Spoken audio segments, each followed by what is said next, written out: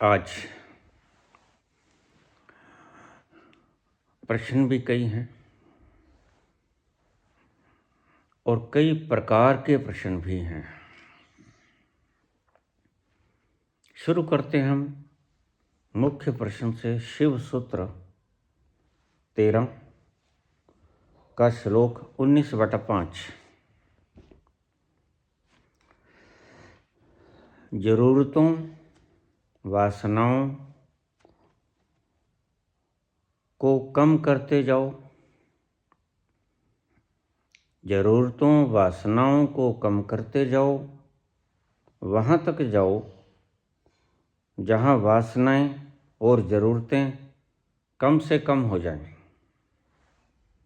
और फिर वहाँ पहुँच जाओ जहाँ वासनाएं और ज़रूरतें दोनों समाप्त हो जाती हैं। बड़ा शानदार प्रश्न है। शिव सूत्र का क्रांतिकारी सूत्र। उससे पहले छोटे छोटे एक आध प्रश्न ले लेते हैं। किसी मित्र ने पूछा है अमेरिका से,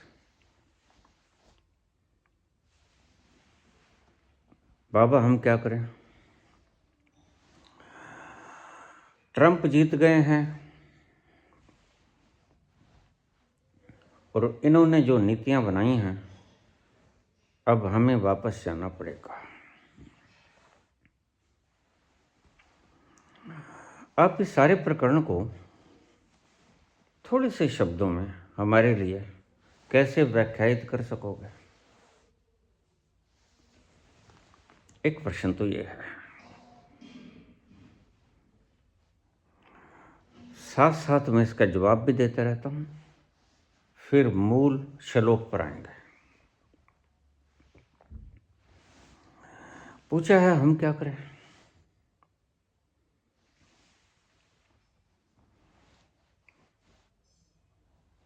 तुम वापस आ जाओ। क्यों? क्योंकि फिर तुम्हें बुलाया जाएगा।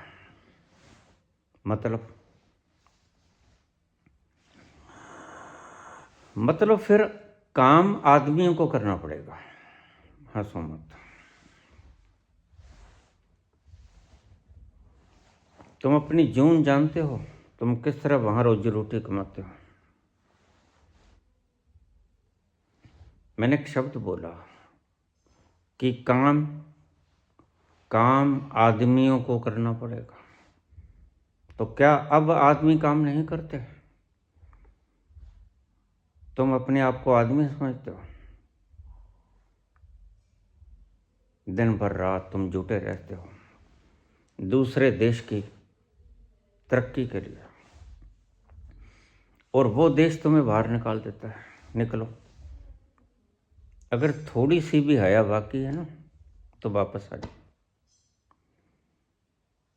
इस मूर्ख को पता नहीं कि अमेरिका की तरक्की के अंदर सदा से आप जैसे लोगों का योगदान रहा है। जब काम करना पड़ा ना आदमियों को, तो इनकी अकल ठिकाने आ जाएगा। फिर ये आपको बुलाया करेंगे, मेहनत कर करके बुलाया करेंगे। जरा ये भी तमाशा देख लो। अगर कोई मुल्क किसी मूर्ख को राष्ट्रपति या प्रधानमंत्री चुन ले, तो ये गलती हो जाती है, अक्सर हो जाती है।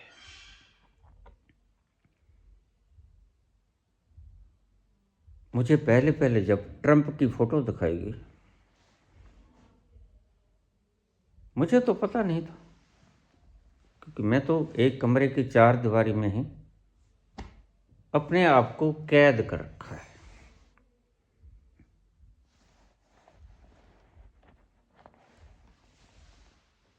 मुझे कहने लगा बाबा देखना ये कौन है, आप इसे पहचानते हैं? शान शक्ल से, आप फिगर से, ओरा से बता देते हो, तो जरा देखना ये कौन है। मैंने कहा ये व्यक्ति ऐसा लगता है इसकी फिगर से ये या तो पागल है या जेल से भागा हुआ है या जेल में जाने की तैयारी कर रहा है, तीनों में से कोई बात है। अब जरा गौर से इसका मुखड़ा देखना, महोदय ट्रंप का समझदारी जैसी कोई बात नहीं लगेगी। मैं क्षमा भी नहीं मांगूंगा, क्योंकि क्षमा उस चीज के लिए मांगी जाती है जिसमें रत्ती भर भी गुंजाइश होती है गलती की। मैं जहां गलत नहीं हूं, 100% सही हूं। यह मूर्ख राष्ट्रपति है। अब देश ने चुन दिया है तो चुन दिया है, तुम क्या कर सकते हो? तुम वापस आ जाओ। जननी और जन्मभूमि तो स्वर्ग से भी महान है। अपनी जन्मभूमि में आ जाओ। यही आज का सूत्र कहता है। जरूरतों और वासनाओं को कम करते जाओ। ये आध्यात्मिक सूत्र है, शिव सूत्र। जरूरतों और वासनाओं को कम करते जाओ। कम करते करते इतनी कम कर लो कि बस थोड़ी सी रह जाए, और फिर वहां पहुंच जाओ जहां ना तो कोई जरूरत है ना कोई वासना है। अब ये बड़ा गहरा सूत्र है। इसकी व्याख्या करते करते मैं आपके प्रश्नों का जवाब देता जाऊंगा। हसीबो, खेलिबो, लरिबो, ध्यान। ये बाबा गोरखनाथ का इतना सुंदर शब्द, हंसीबो, खेलिबो, लरिबो, ध्यान। हंसेंगे, खेलेंगे और ध्यान भी करते जाएंगे। जिंदगी इतनी ही मजेदार होनी चाहिए। पूछा है मित्र ने, ध्येया प्रसाद, हम क्या करें बाबा? तुम वापस आ जाओ। जब आदमियों को काम करना पड़ा, मैं तुम्हें आदमी नहीं समझता, क्योंकि मुझे ये समझ नहीं आया आज तक, और तुम्हें सच कहता हूं, मुझे ये समझ नहीं आया कि लोग अमेरिका जाते क्यों हैं। आप जाने के लालायित हो, जीभ में से लारें गिरती हैं आपके, लेकिन मुझे समझ ही नहीं आया कि कोई अमेरिका में जाता क्यों है। मेरा सारा परिवार वहां बैठा है, लेकिन मुझे आज तक नहीं समझाया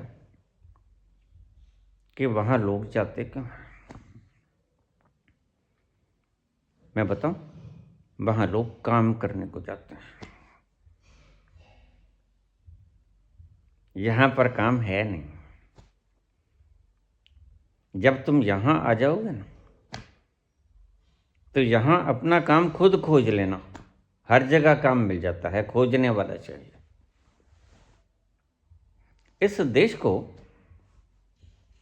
और ट्रंप कहता है मैं अमेरिका को फिर से महान बनाऊंगा। अमेरिका कभी महान था?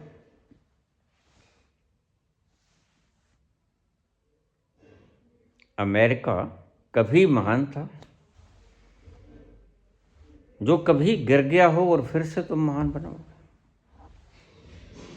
ऐसा कभी नहीं होगा। अमेरिका धनवान तो हुआ, मेरी बात को ध्यान से समझ लो, लेकिन महान कभी नहीं हुआ।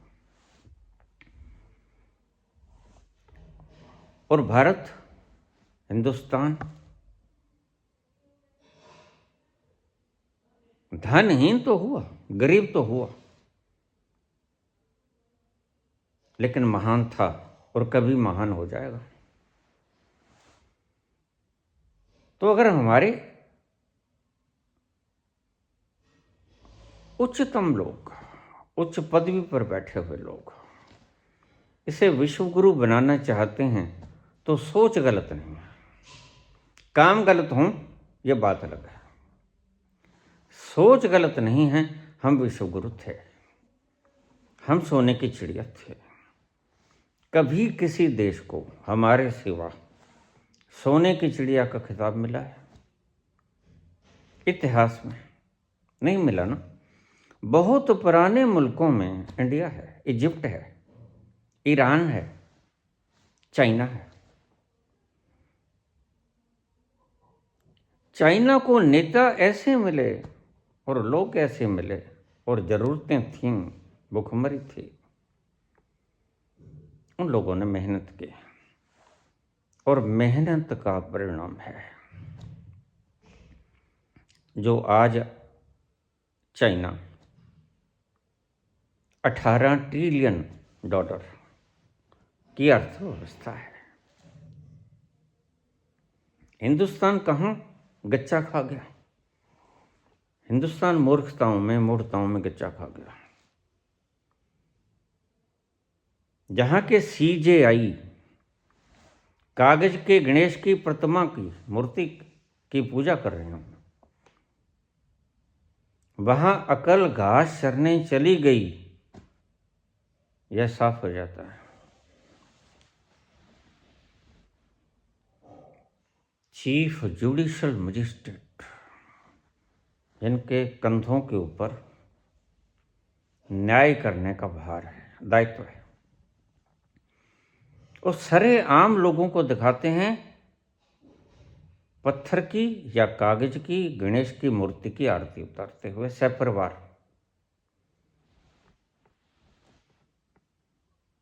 तो वहां साफ हो जाता है कि इनकी अकल घास चरने गई है। और इनको अगर हमने कुर्सी पे बैठाया तो इनमें अकल थी नहीं।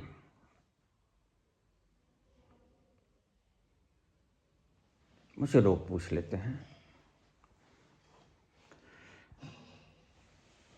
देश खुशहाल हो जाए, सोने की चिड़िया बन जाए, सूत्र क्या है आपके पास? सूत्र तो मैं बहुत बार बोल चुका हूं।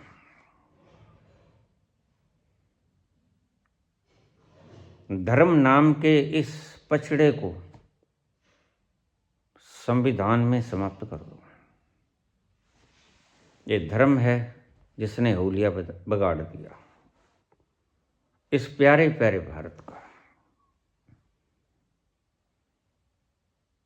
इस धर्म नाम के मल ने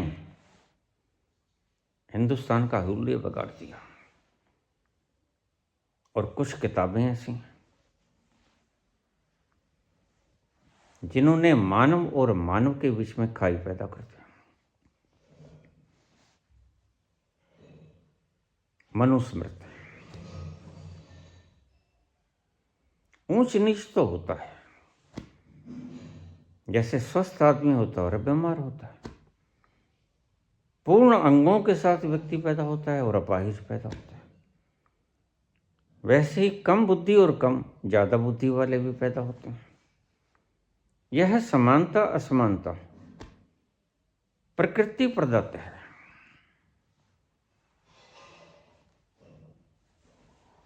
लेकिन मुश्किल वहां पेश आती है जहां स्वस्थ लोगों में बंटवारा हो जाता है। एक कहे मैं श्रेष्ठ हूं और दूसरे को कहे कि तुम श्रेष्ठ नहीं, तुम नीच हो, तुम पांव में बैठे रहो। आदमी औरत से कहे कि तुम क्षुद्र हो, जबकि स्त्री के बिना यह संसार नहीं चलता। भगवान शिव का अर्ध नारीश्वर रूप दिखना इस बात को इंगित करता है कि ना आदमी के बिना ना स्त्री के बिना संसार नहीं चलेगा। दोनों ही जरूरी हैं। और एक पक्ष ने दूसरे पक्ष को कमजोर और नीच की उपाधि देने में कोई कसर कोर बाकी नहीं छोड़ी। व्यक्ति को पांव की जूती समझ रहा है। मैं ब्राह्मण, क्षत्रिय, वैश्य और तुम शूद्र। मैं पुरुष और तुम स्त्री। इन असमानताओं ने, देखिए मैंने पहले शब्द बोला कि प्रकृति प्रदत्त असमानताएं सहज हैं। उस सहजता का सम्मान होना चाहिए। अगर कोई व्यक्ति जन्मजात अपाहिज हुआ तो उसके साथ मृदुता का व्यवहार होना चाहिए, उसका रिजर्वेशन भी होना चाहिए,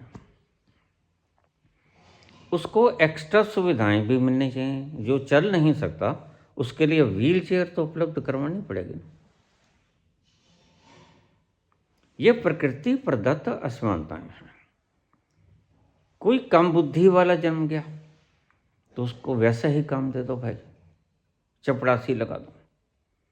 कोई ज़्यादा बुद्धि वाला जन्म गया, एल्बर्ट आइंस्टीन, तो उसको वही काम दे दो, रिसर्च।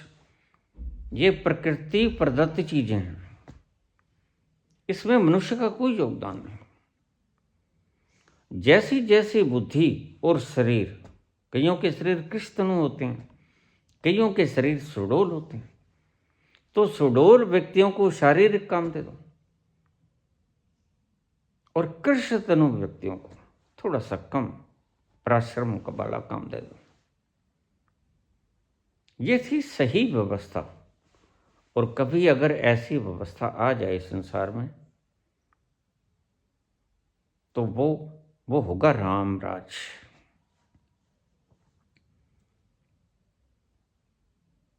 उसको कहना चाहिए राम राज। जो प्रकृति का बेचारा मारा हुआ है उसके साथ आम व्यक्ति जैसा व्यवहार गलत, स्त्री के साथ पुरुष जैसा व्यवहार गलत, क्योंकि स्त्री की शारीरिक संरचना वैसी नहीं है जैसी पुरुष की है।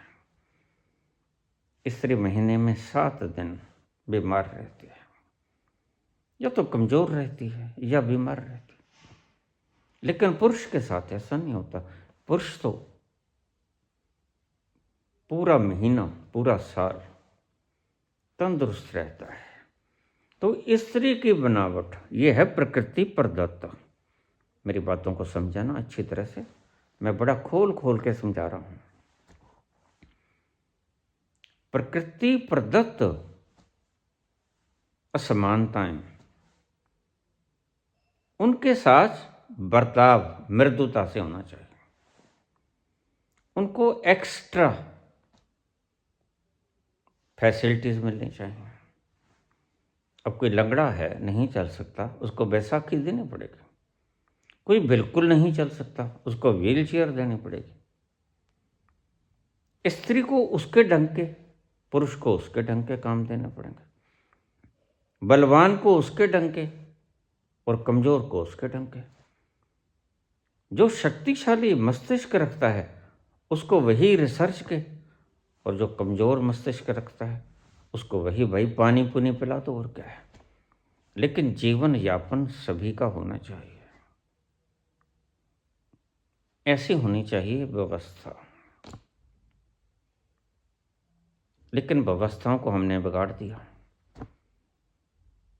अगर प्रकृति प्रदत्त, देखिए इसको ईश्वर प्रदत्त मत कहिए।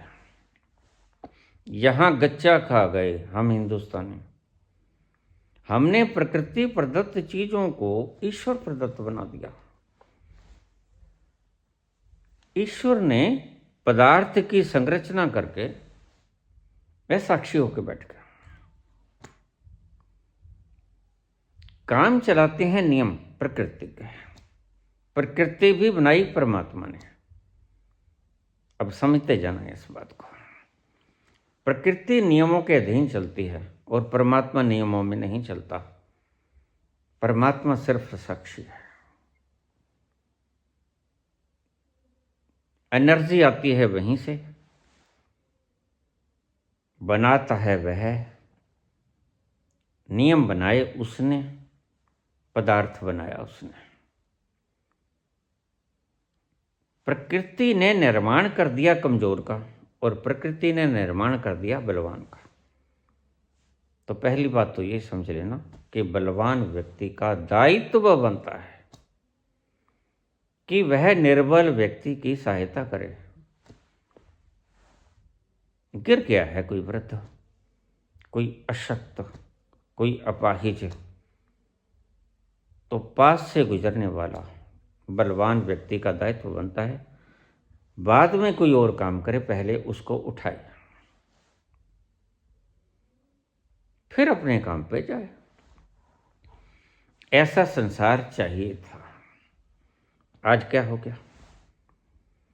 भेद धीरे धीरे बढ़ते गए,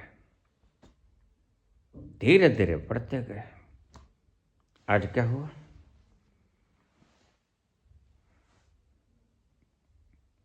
एक व्यक्ति इतना अमीर हो गया कि वो अपने संदूकों को भर के रखता है।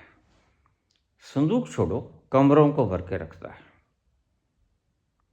पैसों को कमरे में भर के रखता है। और एक इतना कमजोर है, अभी जनवरी के पहले सप्ताह की बात है, अक्सर मेरी जो टीम है तो थोड़ी सी मृदु कोमल हृदय रखती है। उनको मैंने काम दे रखा है कि तुम बस स्टैंड पे जाओ, रेलवे स्टेशन पे जाओ, वहाँ देखो को गरीब आदमी जिसके सिर पे छत नहीं, बिना कंबल के सोया पड़ा है, उसके ऊपर कंबल डाल के आओ, रजाई डाल के आओ। जिनके पास है उन्हें काम सौंप देता हूँ और मुझे पता है किसके पास है, तो वो जाते हैं, हर साल यही काम करते हैं। सुबह पशुओं को, पंछियों को, कीड़ों को यथाशक्ति थोड़ा थोड़ा डालते रहो। तुम्हारे थोड़े से घटता नहीं, उनका काम चल जाता है। ऐसे चलता है संसार और ऐसे पलती है प्रकृति से प्रेम की व्यवस्था। ये सब प्राकृतिक प्राणी हैं, ये बोल नहीं सकते, बता नहीं सकते। इन्हें भूख लगी है, इन्हें प्यास लगी है, इशारे जरूर कर सकते हैं। जिसका इशारा आप समझो या ना समझो, भूख तो सभी को लगती है। इनको भोजन भी दो, पानी भी दो। गर्मियों में तो रात को वो व्यक्ति गए, उन्होंने कंबल डाल दिया। जिसके पास समर्थ थी रजाई की, रजाई महंगी बहुत आती है। कंबल तो 100 रुपये का आ जाता है, रजाई 1000 रुपये की आती है। तो वो रजाई बांटने लगे। बांटते बांटते बांटते बांटते देर हो गई। सर्दी घनी थी, बहुत ठंडी थी उस दिन। तो उन्होंने देखा एक आदमी सड़क के ऐन किनारे पर सोया पड़ा है। उन्होंने रजाई थी, रजाई डाल दी और चले गए आगे।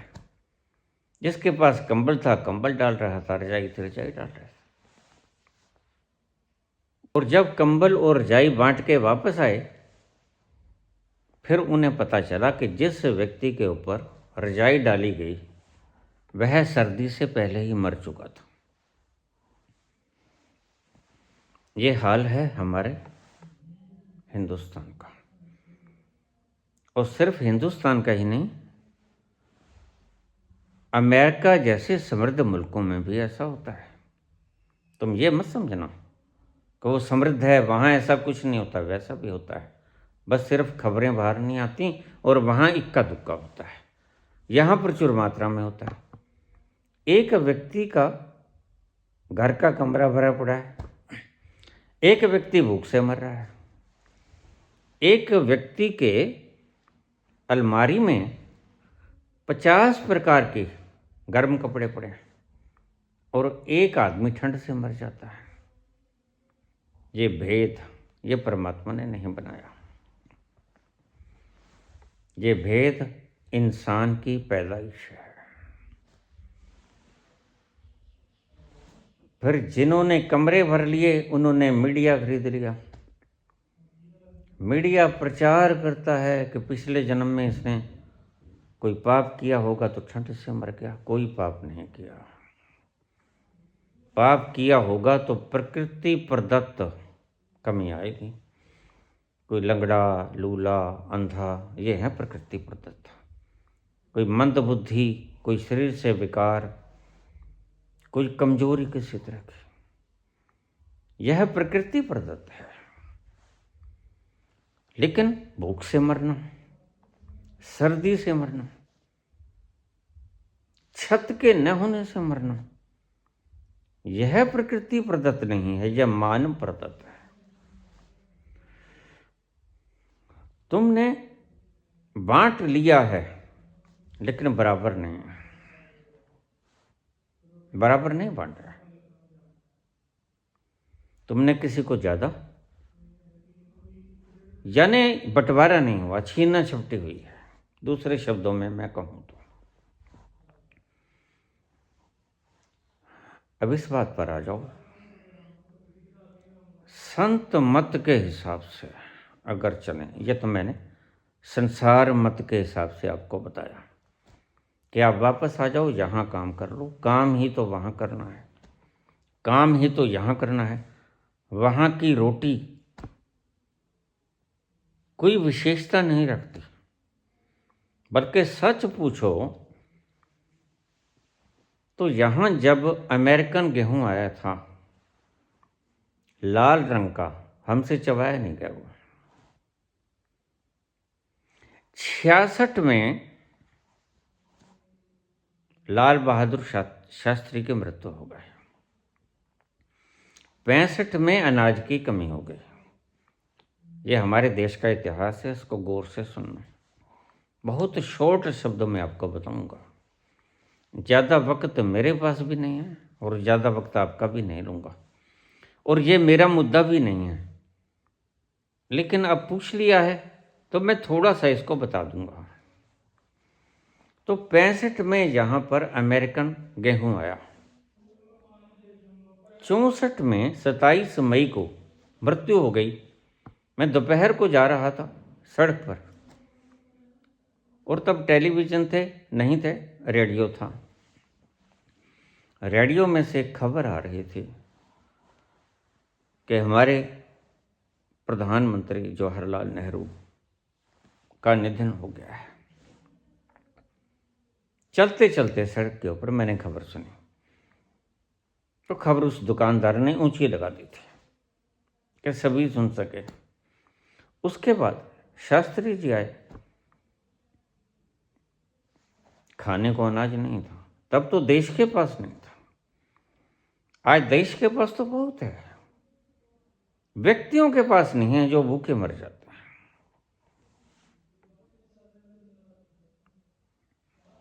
अमेरिका से हमें अनाज मंगाना पड़ा, और अमेरिका इतना नखरेबाज है, उसके अंदर दया धर्म जैसी कोई चीज़ नहीं है।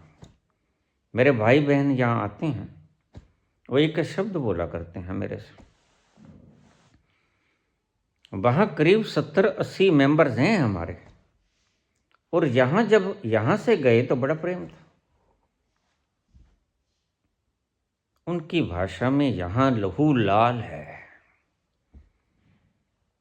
तो मैं पूछता हूँ, तो बहनें कहती हैं, भाई कहते हैं, भाई बात यह है, अमेरिका में जाके खून सफ़ेद हो जाता है। बस इस 2 अक्षरों से मैं समझ जाता हूँ, खून सफ़ेद हो जाता है, प्रेम नहीं रहता। यहाँ खून लाल होता है, वहाँ सफ़ेद हो जाता है। इसी बात से मैं सब समझ लेता हूं, डॉलरों का क्या करोगे? ना तो कोई सदा के लिए यहां रहता है और ना जो कमाया वो साथ लेके जाता है। फिर क्यों यहां नफरत के बीज बोके जाते हो? ना तो साथ जाता है तुम्हारे, ना तुम सदा के लिए यहां रह पाते हो। फिर तुम एक दूसरे की गर्दन काटने पे लगे क्यों? फिर सिर्फ महज 10-20 साल 50 साल राज करने के लिए तुम आपस में लड़ाते क्यों हो लोगों को? कोई धर्म का नाम लेके, कोई जाति का नाम लेके, कोई धन और निर्धनता का नाम लेके। अब ये क्यों कहना पड़ा? एक शगुफा था ट्रंप का, उसे पता था कमी वहां कोई नहीं, मैं फिर से देश को महान बना दूंगा। अब जो वोट डालने वाले हैं वो भी मूर्ख हैं। महान था कब ये सदा से ऐसा ही नीच रहा है। मेरी धृष्टता को क्षमा कीजिएगा, मैं सहज लफ्ज़ बोल रहा हूं, किसी प्रकार के आवेश में नहीं। अमेरिका सदा से ही धूर्त मुल्क रहा है, तुम्हें नहीं पता। सब जरूरत की चीजें यह विदेशों से मंगाता है और सब विनाशक संयंत्र खुद बनाता है। भी जिससे जीवन मिले वो तो हमें दे दो, कनक हमें दे दो, खाने पीने की चीजें हमें दे दो, लेकिन हथियार विनाशक यंत्र मैं दूंगा तुम्हें। यानी मारने का बंदोबस्त मैं करूंगा दुनिया को। ओपेनहाइमर ने परमाणु विस्फोट क्या किया कि उसने दुनिया की रातों की नींद छीन ली। किसी को डराकर जीना कोई बहादुरी नहीं होता।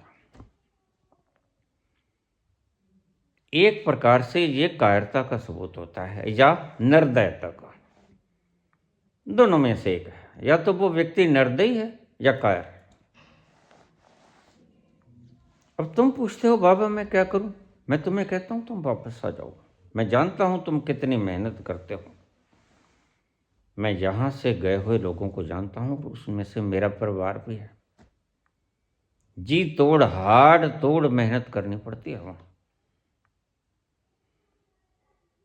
मेरे भाई का पांव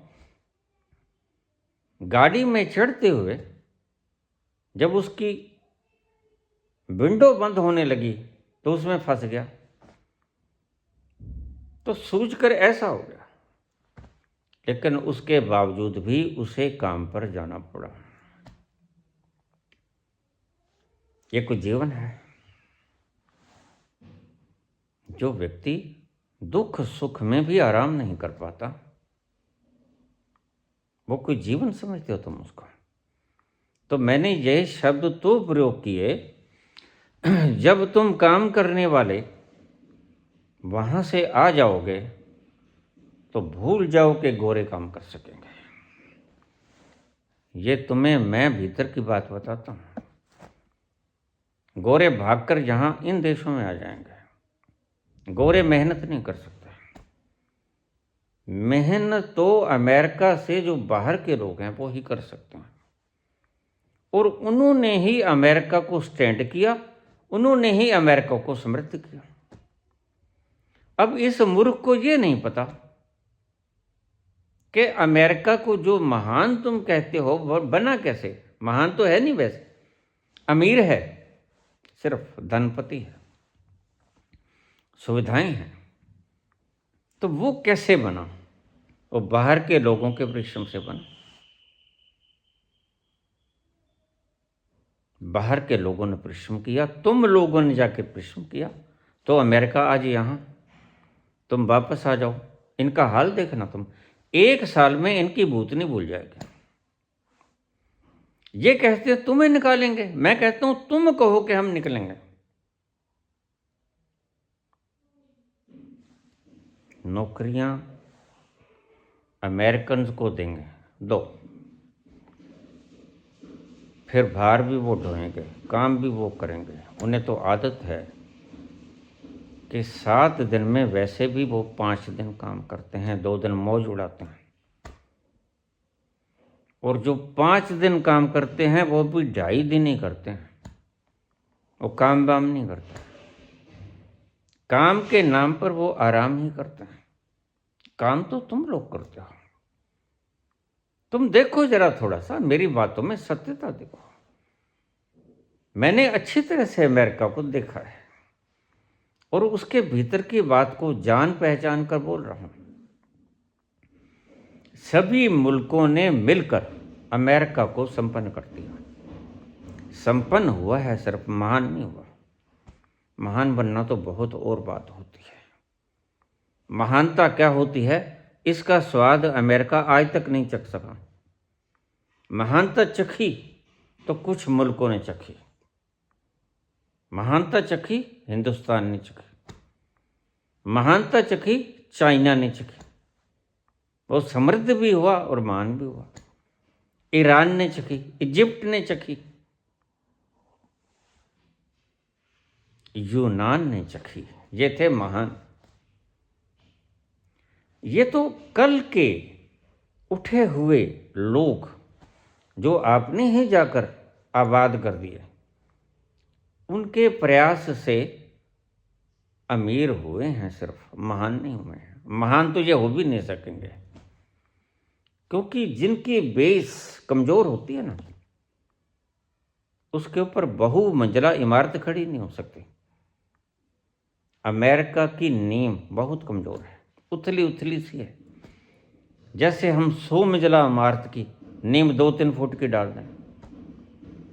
लेकिन इन पुराने मुल्कों की, इजिप्ट है, ग्रीक है, हिंदुस्तान है, चाइना है,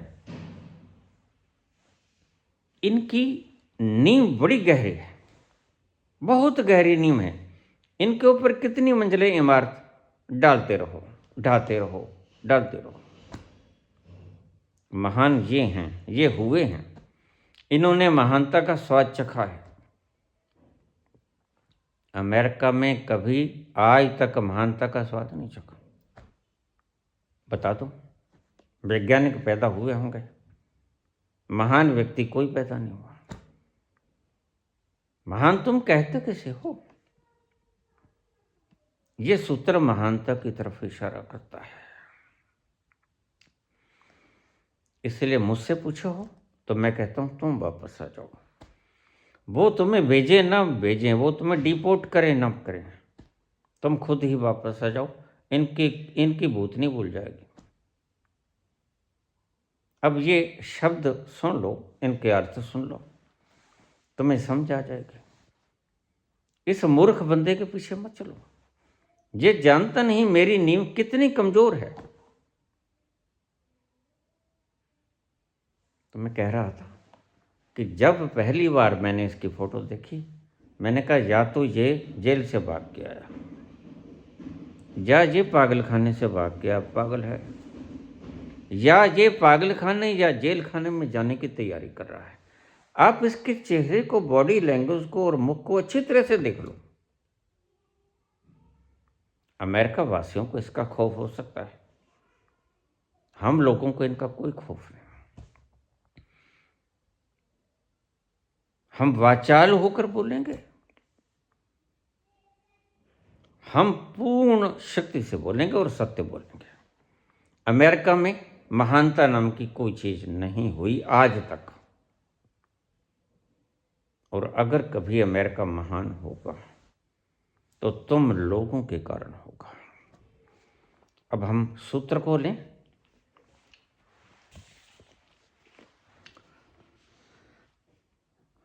जरूरतों, वासनाओं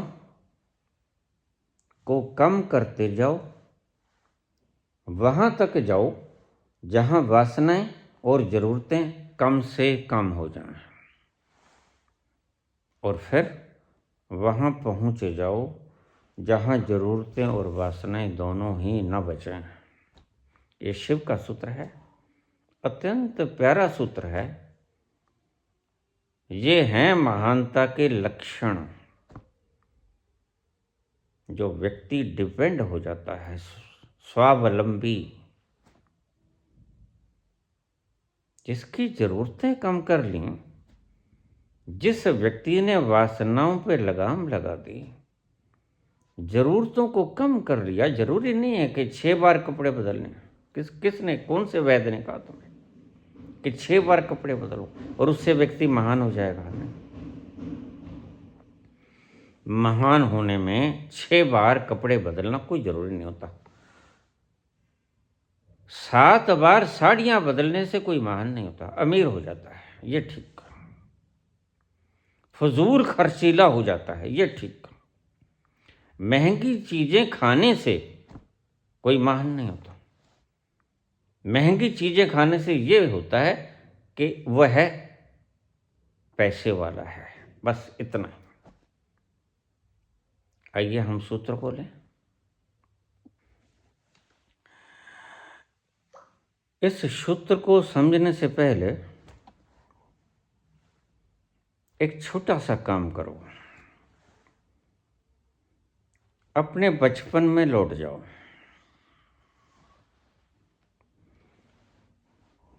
बचपन में लौटने से क्या होगा? बड़ी उम्र के सभी लोग कहते हैं बचपन बड़ा प्यारा था। क्यों? तुम भी कहोगे कभी, थोड़े से वृद्ध हो जाओगे तो तुम भी कहोगे बचपन बड़ा प्यारा था।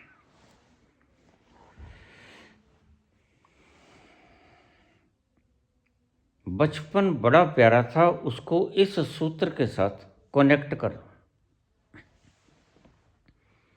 बचपन में जरूरतें कम थीं।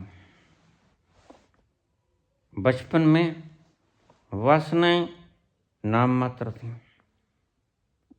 अब तुम्हें जानकर बड़ी हैरानी होगी कि जरूरतें भी तुमने बढ़ाई, वासनाएं भी तुमने बढ़ाई। मेरी बातों से आश्चर्यचकित मत हो। प्रॉस्पर्टी का सपना देखने और दिखाने वाले लोगों, उनमें ऐसे ही लोग होते हैं। I will make America great again, I will make Germany great again. Hitler ने भी ये कहा था। ये शब्द होते हैं राजनीतिज्ञों के, पावर लेने के लिए, सत्ता बटोरने के लिए। यह सच में हो जाएगा, ये तुम देखोगे आगे। आगे आगे देखिए होता है क्या। इब्तिदाई इश्क है, रोता है क्या। देखना अमेरिका कहाँ जाता है, तुम भी देखना। हम तो आखिरी पड़ाव पे हैं, शायद देख पाए ना देख पाए, ईश्वर की मर्जी है, लेकिन तुम जरूर देखोगे। कोई महान वाहन नहीं बनेगा, गर्क जाएगा, ये ठीक, क्योंकि अहंकार आदमी को सदा गर्क आता है। ऊंचा तो उठाता है त्याग, ऊंचा तो उठाती है नम्रता। मिठत निमी नानका गुण चंग्याइया तत्। ये थे महान लोग जो एवरग्रीन शब्द जीवन को जीने के लिए तुम्हें दे गए और तुम इन्हें इस्तेमाल नहीं करते अपने जीवन में। तो जब तुम लौटोगे अपने बचपन में तो तुम पाओगे जरूरतें कम थीं और जरूरतों के साथ वासनाएं भी नहीं थी। धीरे धीरे शरीर विकसित होता गया, वासनाएं उठती चली गईं, जरूरतें बढ़ती चली गईं। प्राकृतिक रूप से कम बढ़ी, कृत्रिम रूप से तुमने ज़्यादा बढ़ा दी। अब मेरे एक एक शब्द को गौर से समझना। अगर एक बार न समझाए तो फिर कहूँगा बार बार सुनना। प्राकृतिक रूप से कम बढ़ी, कृत्रिम रूप से तुमने ज़्यादा बढ़ा दी।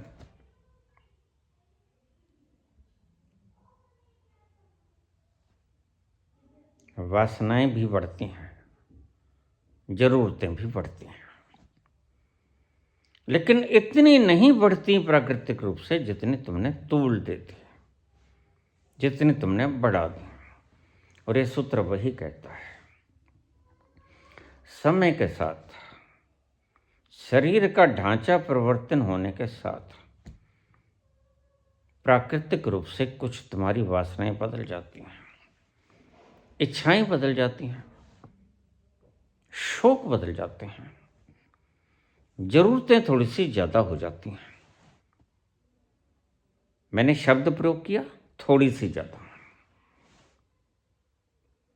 अगर 2 मीटर के अंदर पहले कुर्ता पजामा बन जाता था, आज 5 में बनता है। वही बात मैंने कब कहा कि आप 6 बार कपड़े बदलो, आप 7 बार साड़ियाँ बदलो और लोगों को चिढ़ाओ कि हमने ये 7 बार साड़ियाँ बदली, आपके जेब में डाका मार के बदले। और कमाल के लोग हैं हम भी, हम नहीं, सारे मुल्क, सब जगह पूंजीवाद ने हाहाकार मचा रखा है। एक व्यक्ति पूरे मुल्क को चला रहा है और तुम्हें पता नहीं वो कौन चला रहा है। उसको खोजो, वह कौन व्यक्ति है जो मुल्क को चला रहा है। उसको खोजो और उसके पर काट दो,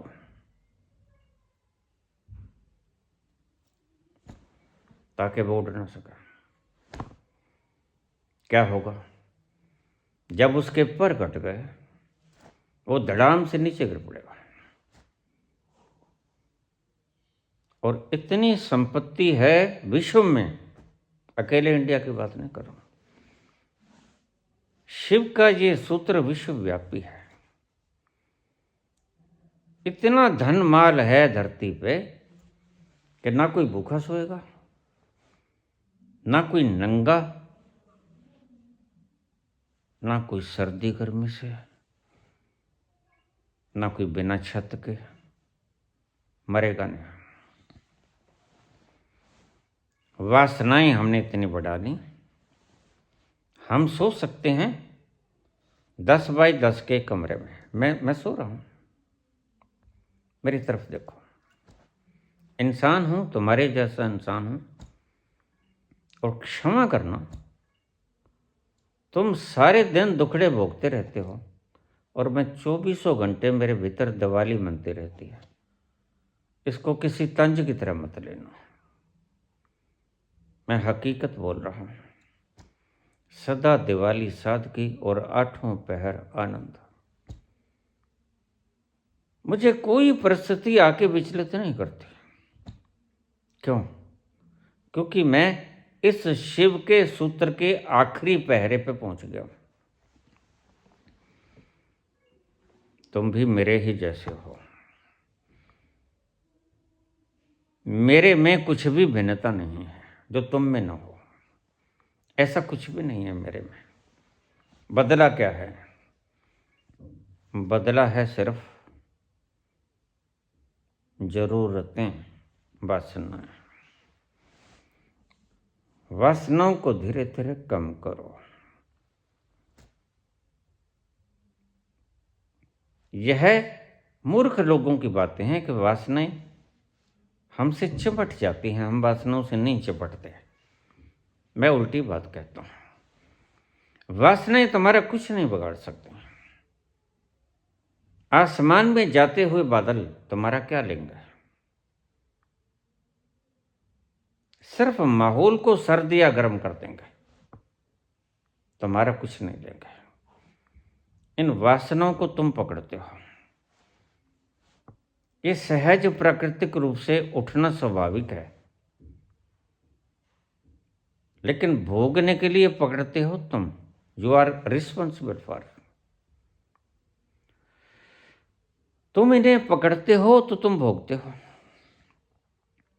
तुम भोगते हो तो परिणाम आते हैं।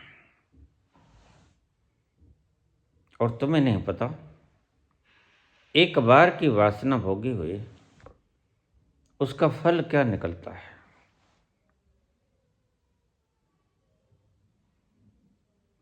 तुम तैश में आके, क्रोध में आकर हत्या कर देते हो। अब मिनट तो सारे 2 लगे, गोली चला दी, आदमी मर गया। भोगना कितनी देर पड़ेगा? पूरी जिंदगी भोगना पड़ेगा। काम कितनी देर हुआ? सिर्फ 2 मिनट का काम था। तैश आया, भीतर का क्रोध उबाल, और तुमने रिवॉल्वर की गोली दाग दी, आदमी मर गया। भोगा सारी उम्र।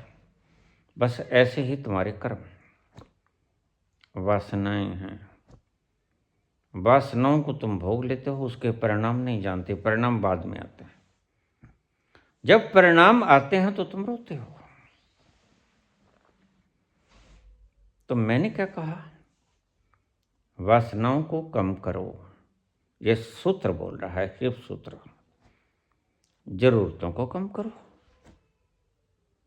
कोई आवश्यक नहीं है कि तुम 6 बार कपड़े बदलो।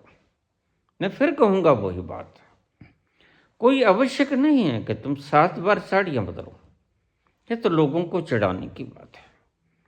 यह तो बनावटी सम्मान लेने की बात है, जबकि कपड़े बदलने से कभी सम्मान मिलता नहीं।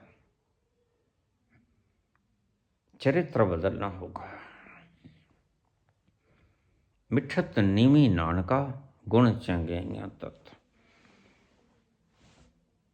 सारे धर्म सिखाते हैं किसी न किसी ढंग से कि झुकना सीखो। मुसलमान नमाज, नमन से नमाज पढ़ा। तुम नमस्ते करते हो, तुम मूर्तियों के आगे झुकते हो। कोई किसी प्रकार झुकता है, कोई किसी प्रकार झुकता है। यह सिखाया गया था संत पुरुषों, महान पुरुषों ने हमारे,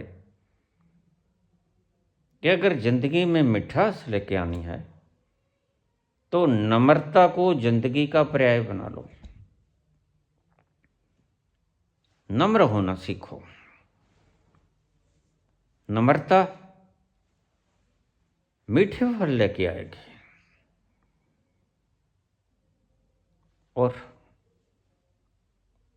असहजता, कटुता कड़वे फल लेके आएगी।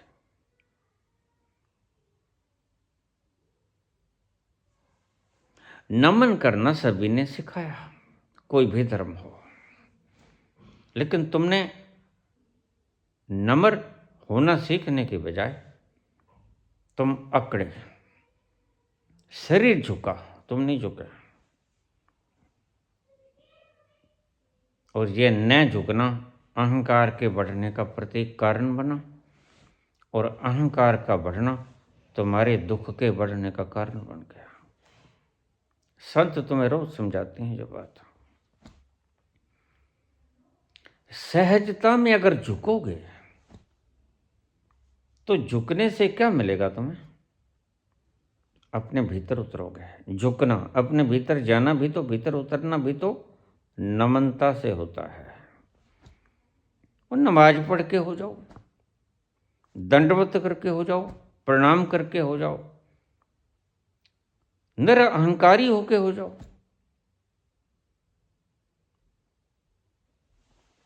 झुकोगे तो फलोगे। वृक्ष के भी जब फल लग जाते हैं, और देखना जब ज्यादा फल लग जाते हैं उतना ही ज्यादा झुक जाता है। मैंने ऐसे वृक्ष भी देखे हैं जिनकी टहनियां धरती से लग जाती हैं, और मैंने देखा फल इतना लदा हुआ था कि गुच्छे ही गुच्छे नजर आ रहे थे फलों के। वह वृक्ष झुकता है जिसके मीठे फल जितने अधिक लगते हैं। तुम अपने गुणों को न देखो। जिसने गुण देखे उसने छाती फैला ली। तुम देखो अब गुणों को, जिन्हें दूर करना है। गुण तो तुम्हारे में आ गए, उनको देख के छाती मत फैलाओ, वो तो आ गए। दूर करना है अवगुणों को।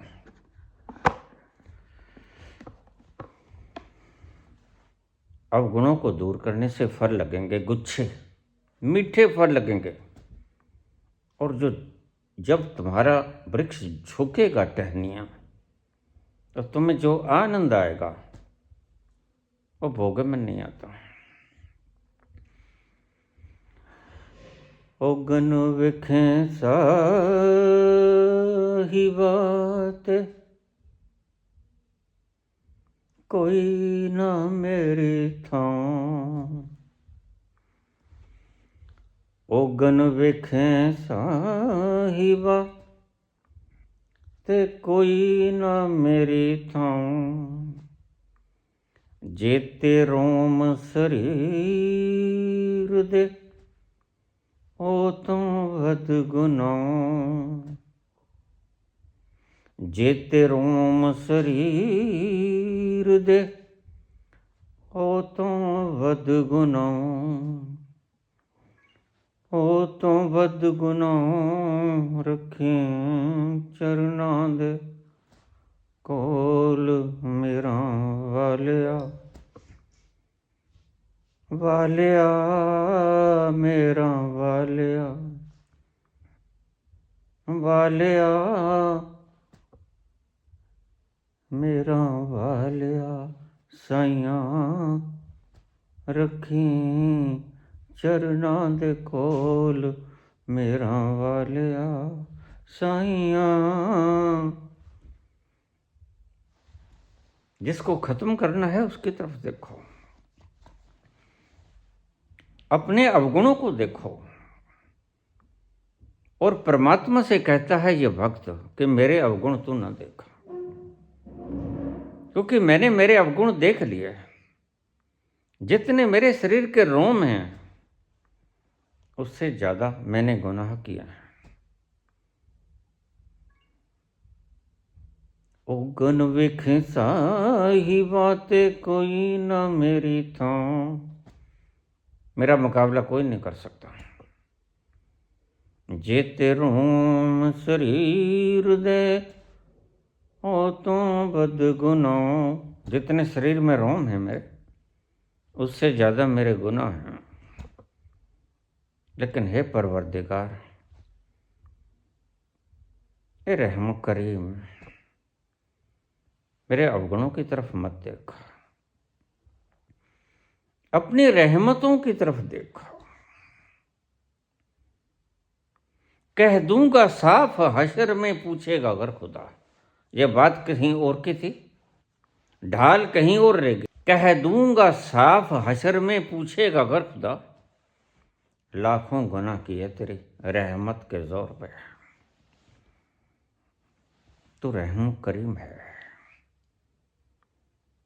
और मैं गुनहगार हूं।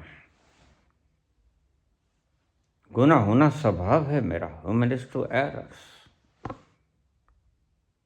ये पुतला गुनाह से बना है, इसका रोआ रोआ गुनहगार। तो गुनह की तरफ मत देख। तू ऐसी काबिलियत पैदा कर कि मैं मेरे गुनाहों को देखूं, तू ना देख। तू मेरे में काबिलियत पैदा कर कि मैं मेरे गुनाहों को देखूं। और जब तुम देखोगे अपने गुनाहों को, तो तुम पाओगे कि तुमसे बड़ा गुनहगार और कोई है नहीं। बुरा जो खोजन में चला, बुरा न मिले हो कोई। जो दिल खोजा आपनो, मुझसे बुरा न कोई। तुम पाओगे कि मुझसे बुरा कोई नहीं। जब तक तुम देखते नहीं कि मुझसे बुरा कोई नहीं, तब तक तुम लोगों को कहते रहोगे उसने फलां बुराई की, उसने फलां बुराई की। और ध्यान रखना ये बात कहने वाले कि उन्हें ये बुराई की, उसने ये बुराई की, उन्होंने खुद का दिल नहीं खंगाला होता है। जिन्हें खुद को खंगाला होता है वो तो ये कहते हैं कि मेरे जितना गुनाहगार कोई भी नहीं है। जितने रोम हैं शरीर के उससे ज़्यादा हैं गुनाह। लेकिन तू मत देख मेरे गुनाहों की तरफ, तू मुझे वल सिखा कि मैं अपने गुनाहों को कैसे देखूं और गुनाहों को देखकर पहचान जाऊं कबीर की तरह, जो दिल खोजा आपनो तो मुझसे बुरा न कोई। जिस दिन तुम ये खोज लोगे तुम्हारी वासनाएं धीरे धीरे गिरना शुरू हो जाएंगी। यह बात एक वासना के लिए नहीं, सभी वासनाओं के लिए है। धीरे धीरे धीरे धीरे धीरे धीरे उनके परिणामों को चख के, वासनाओं के परिणाम कभी भी शुभ नहीं होता। कड़वे फल जीभ को मिठास का स्वाद नहीं दिया करते, उनके टेस्ट बड्स बताएंगे ये कड़वे हैं।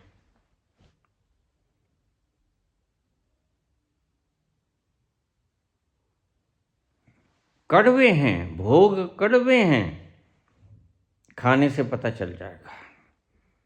मुझसे लोग पूछ लेते हैं क्या करें बाबा, ये तो हमें भोगने भी नहीं देते।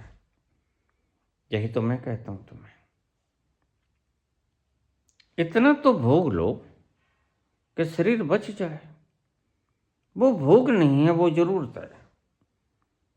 और शिव कहते हैं जरूरतों को पूरी करो और कम से कम जरूरतों को पूरी करो।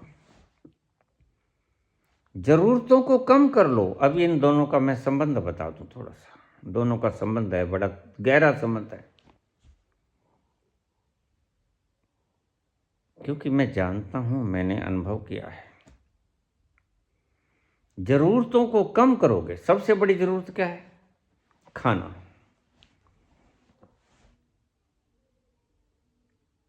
तुम मरना नहीं चाहते, अमर होना चाहते हो। थोड़ा सा कमजोर कपड़ा पहन लोगे, लेकिन खाओगे मटन, पनीर, खाओगे मांस, मछली, बिरयानी। दूसरों को मार के खा जाना पशुओं का स्वभाव तो हो, और पशुओं की तो जरूरत है। उसका भीतरी ढांचा प्रकृति ने बनाया ही ऐसा है। आपको पता है कि शेर के भीतर का JIT system, gastro intestinal system 8-10 feet का होता है सारा कुल मिलाकर, और मानव का जीआईटी सिस्टम 25-30 फुट के करीब होता है। ये इतना ज़्यादा लेंथी क्यों बनाया गया? क्योंकि यह मांस के लिए नहीं बनाया। प्रकृति की तरफ देखो, प्रकृति ने तुम्हें किस चीज को खाने के लिए तैयार किया? शेर की आंतड़ियां, जीआईटी सिस्टम 8-10 फुट का, क्योंकि शेर पचा पचाया भोजन खाता है, मांस वह पहले से पच चुका है। किसी और जानवर ने, व्यक्ति ने मेहनत कर ली, उसके सिस्टम ने मांस में डाल दिया, अब उसको पचाने की कोई आवश्यकता नहीं, वो सीधी एनर्जी है। लेकिन मनुष्य को, या जितनी, देखिए आप जीआईटी सिस्टम देख के पहचान सकते हो कि ये शाकाहारी है, प्रकृति ने से मांसाहारी पैदा किया या शाकाहारी पैदा किया। जिसका जीआईटी सिस्टम छोटा वो मांसाहारी, प्रकृति ने पैदा किया। जिसका जीआईटी सिस्टम लेंथी और प्रकृति ने शाकाहारी पैदा किया। अब ज़्यादा इसमें बहसबाजी की जरूरत ही नहीं होती। प्रकृति की तरफ तुम क्यों नहीं देखते? तुम शास्त्रों में उलझ जाते हो। जेते दाने अन्न के जीवा बाजे ना कोई। किसने कहा तुम्हें इन चीजों पे बहसबाजी करने के लिए? तुम जीआईटी सिस्टम देख लो, पता चल जाएगा। सिंपल सी प्रकृति की प्रक्रिया को देख लो। वासनाओं को कम करो, जरूरतों को कम करो। मैंने अपनी जरूरतें घटा ली। मैं अगर कमजोर कपड़ा डालूंगा उससे कोई फर्क नहीं पड़ेगा। ठंडी के लिए, गर्मी के लिए वैसे ही वस्त्र पहन लूंगा, उस पर कोई बहुत खर्चा नहीं होता। भोजन को कम से कम खा लूंगा। जरूरी नहीं है कि मटन बिरयानी ही खाना है। मैं सिंपल 3 बार दूध ले लेता हूं। अपने उदाहरण मैं इसलिए देता हूं क्योंकि मैं अपने अनुभव से बोलता हूं हर चीज। इसलिए खाने के मामले में भी अपने अनुभव का ही प्रयोग करता हूं। जरूरतों को कम से कम कर दिया और मैं कुछ नहीं खाता। ना बिस्कुट, ना स्लाइस पीस, रोटी वगैरह तो छोड़ ही दो, फल फ्रूट को तो छोड़ ही दो, जूस वगैरह को तो छोड़ ही दो। पानी पीना पड़ता है, वो भी कभी कभी, नहीं तो दूध के अंदर पानी होता है। एक शेर भर दूध पी लेना, 700-800 ग्राम दूध पी लेना, that is sufficient for me. और बरसों दर बरसों से मैं लगातार एक ही तरह का यह खाना खा रहा हूं। अभी तो पागल नहीं हुआ हूं। अभी ठीक ठाक हूं। कल का कोई भरोसा नहीं। अभी पागल नहीं हूं, अभी अस्वस्थ भी नहीं। और आपको बताऊं, मैं जल्दी जल्दी अस्वस्थ होता भी नहीं। अस्वस्थ तुम तब होते हो जब तुम इस मेन सिस्टम को बिगाड़ देते हो। अब इसको थोड़ा सा ढंग से समझ लेना। साइंटिफिक भाषा का प्रयोग करूंगा।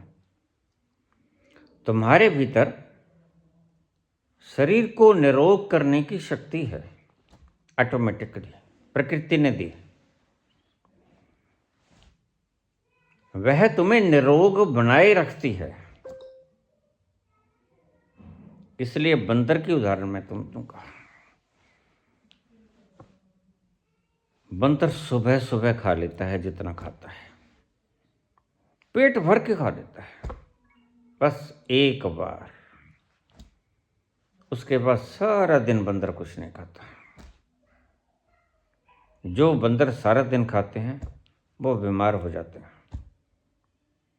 जो बंदर अपने प्रकृति के हिसाब से सुबह सुबह खाता है वो एक बार खाता है। बीच में कभी कभार कोई एक आध चीज कोई देगा वो खा ले। बहुत कम खुराक है बंदर की। कभी देखना, मनुष्य की खुराक को देखकर तुम हैरान रह जाओगे। इतने बड़े बड़े थाल भरे होते हैं और फिर उतने ही गोगड़े निकल जाते हैं। प्रकृति का वो सिस्टम व्यक्ति को, पशु को निरोग बनाए रखता है, लगातार काम करता है। क्या होता है जब तुम जरूरत से ज्यादा खा लेते हो? वह सिस्टम, वह शक्ति जिसने तुम्हें निरोग रखना था, वह शक्ति लग जाती है भोजन को पचाने में। अगर तुम ज्यादा भोजन न करते तो वो काम करती तुम्हें निरोग रखने के लिए। तुम्हें मैं मूलभूत सूत्र बताता हूं, इस सदगुरुओं के पीछे मत लग जाना। ये डाइटिशियन हैं, ये सिर्फ थोड़ी सी बात करके इन्हें मैं दूसरे नंबर के मूर्ख कहता हूँ। आध्यात्मिक व्यक्ति सारे दिन ऐसी बातें करता रहे। सुबह नीम की गोली खा लो, हल्दी की गोली खा लो। क्यों खा लें भाई? कभी किसी पशु को नीम और हल्दी की टेबलेट सुबह सुबह खाते देखा है? क्यों नहीं खाते हो? क्योंकि उनके भीतर का सिस्टम पेट को साफ कर देता है ऐन वक्त पर, और पूरा पेट साफ होता है उनका। ये समझा क्या रहे हैं हमें? फिर खुद के जब हेमरेज हो जाता है तो ये हॉस्पिटल में भागते हैं। इनका मंतव्य कुछ और है। हमारे शरीर के भीतर निरोग करने की जो क्षमता है वह हमें लगातार निरोग बनाए रखती है। जब तुम उस शक्ति से भोजन पचाने का काम लोगे तो भोजन पच जाएगा। उतनी शक्ति निरोग रखने पे लगती, उतनी शक्ति तुमने भोजन पचाने पे, और उसकी भोजन की आवश्यकता नहीं थी। आज व्यक्ति इतना हल्का काम करता है और आगे आगे और भी हल्का होता जाएगा। भार उठाने का काम क्रेनों ने संभाल लिया, कंप्यूटर्स ने संभाल लिया। आज व्यक्ति कुर्सी पे बैठ के काम करता है, कल को वो भी छिन जाएगा। सब काम कंप्यूटर करेंगे। तुम कुर्सी पे बैठने या लेटने के योग्य रह जाओगे, फिर क्या होगा? प्रकृति तुम्हें तंदुरुस्त रखने के लिए, निरोग रखने के लिए खुद काम करती है। ये प्रकृति का खुद का सिस्टम है। कोई चीज ऐसी नहीं जो प्रकृति ने स्वतः तुम्हें ना दी हो। मेरी इस बात को फिर सुन लेना। कोई सिस्टम ऐसा नहीं जो प्रकृति ने तुम्हें निरोग रहने के लिए नहीं दिया हो। सर्कुलेशन ऑफ ब्लड अपने आप चलता है, तुम दिल को धड़काते नहीं। प्यूरिफिकेशन ऑफ ब्लड तुम्हारी इच्छा से नहीं चलता, तुम श्वास नहीं लेते न छोड़ते हो। नींद खुद आती है। सूर्य छिपते ही तुम्हारे भीतर मेलाटोनिन, सेरोटोनिन नाम के हार्मोन्स पैदा होने शुरू हो जाते हैं, और मेलाटोनिन साल्ट 1 घंटे के बाद व्यक्ति को सुला देता है। इसलिए जैनियों में ये प्रथा थी कि सूरज छिपने से पहले पहले खा लो, क्योंकि जैसे सूरज छिपा, सूरज के छिपने से, अंधेरे से एक संबंध है इस हार्मोन के पैदा होने का, मेलाटोनिन। और मेलाटोनिन तुम्हारी अच्छी नींद के लिए काम करता है। सेरोटोनिन तुम्हें प्रसन्न नींद के लिए काम करता है। ये दोनों पैदा होते हैं सांझ ढलते ही, सूरज छिपते ही। सारे इंतजामात प्रकृति ने किए हैं, तुम क्या करते हो? तुम सिर्फ मैं पालते हो, मैंने किया, करते वर्ते तुम कुछ नहीं। तो शिव का ये सूत्र कहता है 2 चीज़ों को कम करते जाओ। ये नहीं कहता एकदम से छोड़ दो, कम करते जाओ, जरूरतों को घटाते जाओ। अगर आज तुम 3 बार खाना खाते हो, वैसे तो तुम बकरी की तरह सारे दिन चरते ही रहते हो, और फिर तुम्हारे तथाकथित आचार्य इनकी गोगड़ें देखना। मैंने पहले भी कहा था, गोगड़ों से आदमी पहचान में आ जाता है। वासनाएं भी इनकी नजर आ जाती हैं, विचार भी इनकी नजर आ जाते हैं, तंदुरुस्ती भी इनकी नजर आ जाती है। ये नाचेंगे, झूमेंगे, लेकिन इनकी गोगड़ दिखेगी साफ, बड़े भद्दे लगेंगे। जैन मुनियों को देखना, जितना डिसिप्लिन जैन मुनियों में होना चाहिए, जितने अंगुली भर वो खाते हैं उस हिसाब से इनका पेट नहीं बढ़ना चाहिए। लेकिन आप देखो जरा जैन मुनियों का पेट भरे हुए हैं, खाते ही जाते हैं, बेशुमार खाते जाते हैं। क्यों? क्योंकि भोजन का काम क्या है इन्होंने जाना नहीं। भोजन का काम है तुम्हें शक्ति प्रदान करना। काम करने से जो तंतु टूटते हैं, टिश्यूज टूटते हैं, उनकी रिपेयर करना। हार्ट बीट को, फेफड़ों की गति को बराबर कायम रखना और सारे शरीर की संरचना को चलायमान रखना भोजन का काम है। वो कैलोरीज देते हैं तुम्हें, कितना खाना है उसकी एक लिमिटेड जरूरत होती है, लेकिन तुम उससे, कई लोग तो 10-10 गुना खा जाते हैं। ऐसे ऐसे पदार्थ तुम खाते पीते हो, शाम को शराब पीते हो। इस शराब एक किस्म का तेजाब होता है। तेजाब में अगर तुम अपनी हड्डी को डाले रहोगे ना तो 3 दिन में वो गल जाएगा। तुम रोज पीते हो उसे, क्या हशर होगा तुम्हारे भीतर। अगर माइक्रोस्कोप लगा के देखा जाए तो सारा छलनी बना हुआ है तुम्हारे भीतर, शराब पीने वालों के भीतर, तुम्हें पता ही नहीं। शराब की जरूरत क्या है? शराब भोजन का अंग नहीं होना चाहिए, लेकिन तुम पीते हो। क्यों पीते हो? नशे के लिए। जबकि शिव कहते हैं कि तुम खुद नशा हो, तुम खुद नशा हो, यू आर यूर सेल्फ, और तुम ढूंढते हो शराब में।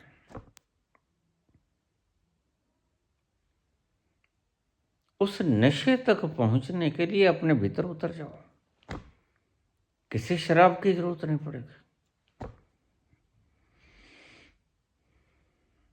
फिर तो तुम और मांगोगे। अभी तुमने भीतर जाने की कवायद ही शुरू नहीं की। शिव कहते हैं जरूरतों को कम करो, वास्तविक जरूरतों को पैदा करो। वास्तविक जरूरत नहीं है 6 बार कपड़े बदलना, 7 बार साड़ी बदलना, बार बार कह रहा हूं। वास्तविक जरूरत नहीं है 5,000 रुपये गज की कीमत की, मीटर की पोशाक पहनना, हीरे जड़ित पोशाक पहनना। वास्तविक जरूरत नहीं, कृत्रिम जरूरत है। जैसे तुम जरूरतों को बढ़ा चढ़ाकर पूरी करते हो, अब इन शब्दों को समझ लेना, आखिरी शब्द हैं मेरे। जैसे तुम जरूरतों को बढ़ा चढ़ाकर पूरी करते हो, वैसे तुम वासनाओं को बढ़ा चढ़ा के पूरी करते हो। और ये बाबा लोग, अब क्या बताऊं इनसे, निरोग करने की औषधियां बेचते बेचते तुम्हारे अंगों को बढ़ाने की दवाइयां बेचनी शुरू कर देते हैं, अंदर खाते हैं। पैसे तो सही उससे कमाते हैं, ये तुम्हारी यौन रुचि का दुरुपयोग करते हैं। कुछ तो तुम्हारी वासनाएं तुम्हें टिकने नहीं देती, और कुछ ये तथाकथित योगी लोग, योग सिखाने वाले लोग, तुम्हारी वासनाओं को बढ़ाने में कोई कोर कसर बाकी नहीं छोड़ते। और ये कहते हैं कि हम ऐसा राष्ट्र बनाएंगे जो देश में नाम कर देगा।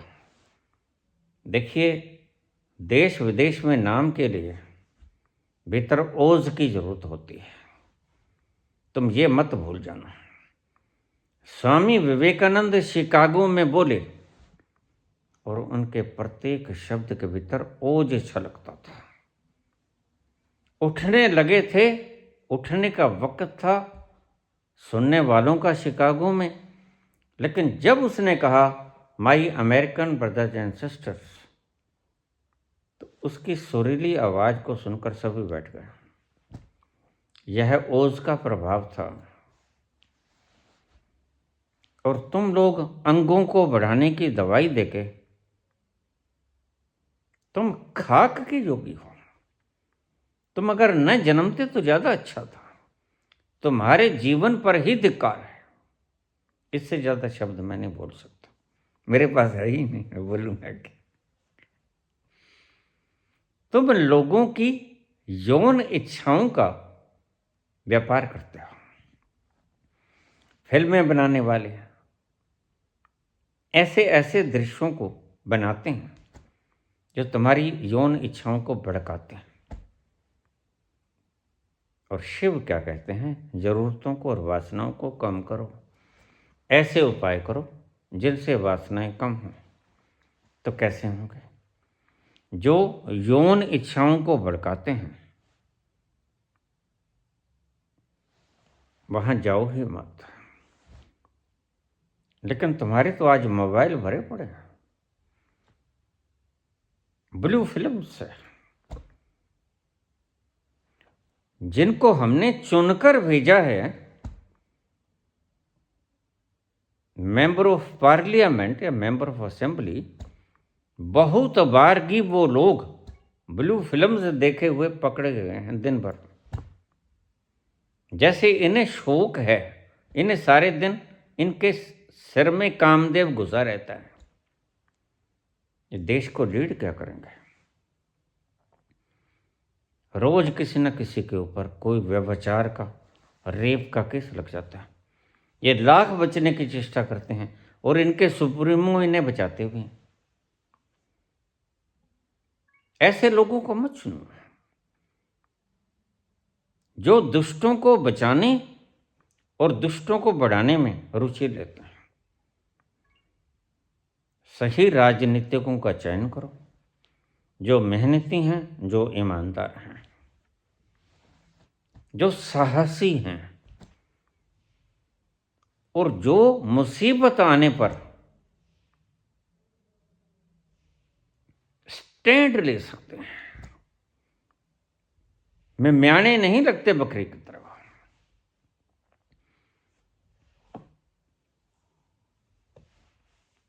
जो गलत के ऊपर एक्शन लेने में गुरेज नहीं करता और ठीक को पुरस्कृत करने में गुरेज नहीं करता। तो जो इससे उल्टा करता है उनको गद्दियों से उतारता हूं। अब रहेगी बुनियादी बात।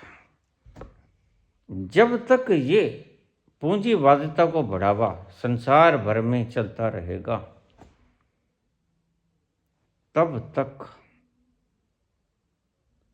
असमानता और पाप फैलता रहेगा। अब इन शब्दों को आप गौर से फिर सुन लेना। असमानता, सामान की असमानता, द्रव्यों की असमान वितरण पाप है। तुम्हारा भूख से मर जाना उसका कारण पाप नहीं है। सामाजिक असमानता वितरण प्रणाली यह पाप है और जो इसको बढ़ावा देता है वह पाप कर रहा है। जो तुम्हें नंगे बदन रखता है वह पाप है। जो तुम्हारे सर को छत नहीं दे सकता वह पाप है। ऐसे व्यक्ति को चुनना और मैं प्रार्थना करूंगा पूरे देशवासियों से कि ऐसे व्यक्ति की तलाश करो जो बलशाली हो, साहसी हो, जिसके भीतर उमंग हो, जो देश को बनाने की क्षमता रखता हो और कम से कम उसमें जुनून हो। ऐसे व्यक्तियों को आप सर्वोच्च पदवी पर बैठाओ। चुनना आपने है। साहस होना चाहिए, बराबरी होनी चाहिए। खुद के शरीर की तरफ ध्यान ना दें। हाँ, खुद को निरोग जरूर रखें। लेकिन जिस जनता ने उसे इतनी ऊंची पदवी दी है उसका बराबर ख्याल रखें। ऐसे व्यक्ति को सबसे उच्च कुर्सी दो। व्यर्थ की व्हाट्सएप, फेसबुक या ये मूर्ख मीडिया जो शब्द फैलाता है उनके ऊपर यकीन ना करो। खुद देखो कि जिस व्यक्ति को ये ठीक कह रहे हैं वो क्या वो ठीक है, और जिस व्यक्ति को ये मूर्ख कह रहे हैं क्या वो मूर्ख है। तुम्हें भी भेजा दिया है परमात्मा ने। फिर अगर मूर्ख लगे तो ठीक, फिर अगर श्रेष्ठ लगे तो ठीक, उसे ही चुन लेना। मैं किसी की वकालत नहीं करता, मैंने गुण बताए। साहसी हो, मुकाबला कर सके, ईमानदार हो, शरीर और मन से बलिष्ठ हो, भगोड़ा ना हो। ये शब्द फिर सुन लो, भगोड़ा ना हो, क्योंकि जो भाग गया वो तुम्हारी समस्याओं से भी भाग जाएगा। तो ठीक लगे तो गृहस्थ व्यक्ति को जो लकड़ी, नून, तेल, गैस सिलेंडर, आटा, इसके भाव जानता हो। जो भाव ही नहीं जानता हो उसको क्या पता लगेगा किसकी कीमत बढ़ गई, किसकी घट गई। तुमने किसी व्यक्ति को 5 साल के लिए अपने जीवन की पूरी व्यवस्था सौंप दी है। इतने सस्ते में मत सौंपो, इतने सस्ते में मत बिको। तो वह चाहे तो तुम्हें भूखे मार दे, और वह चाहे तो तुम्हें जलील कर दे, और वह चाहे तो तुम्हें जेलों में बंद कर दे। इतने कमजोर न बनो। सत्ता तुम्हारे हाथ में है। लोकतंत्र तुम्हें खुश नसीबी से मिल गया है। इस लोकतंत्र का फायदा उठाओ। अपने तंत्र को अपने लोक मत के हिसाब से चलाओ। सही उपयोग करो, बिको मत। अब सूत्र के आखिरी शब्द पे हम आएंगे। वासनाओं को, जरूरतों को कम करो। कम करो जितनी जीवन के लिए आवश्यक है।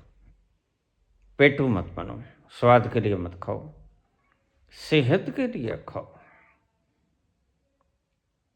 कम करते करते करते करते उतना कम कर दो जितनी वास्तविक तुम्हारी जरूरत है। वासना और जरूरत, फिर तुम पाओगे कि तुम अपने भीतर उतरना शुरू हो गए। यह एक सफल प्रयोग है, इसको आजमा के देखो। भोजन आपका जीवन का निर्माता है। मैंने पहले भी बहुत बार कहा है, जिस व्यक्ति के चरित्र को देखना हो उसकी थाली को देख लेना। उसकी थाली में रखा क्या है, तुम्हें उसका चरित्र पता चल जाएगा। ज्यादा देखने की जरूरत नहीं, उसके पेट को देख लेना। नहीं नहीं, ऐसा मत करना। ये कहते हैं गर्भवती का पेट तो आगे ही होता है। नहीं, वो तो औरत होती है, उसका तो काम ही है। उसने, वो तो जननी है,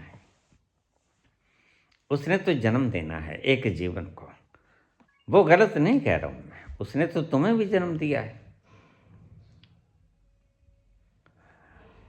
जरूरतों और वासनाओं को कम करते जाओ।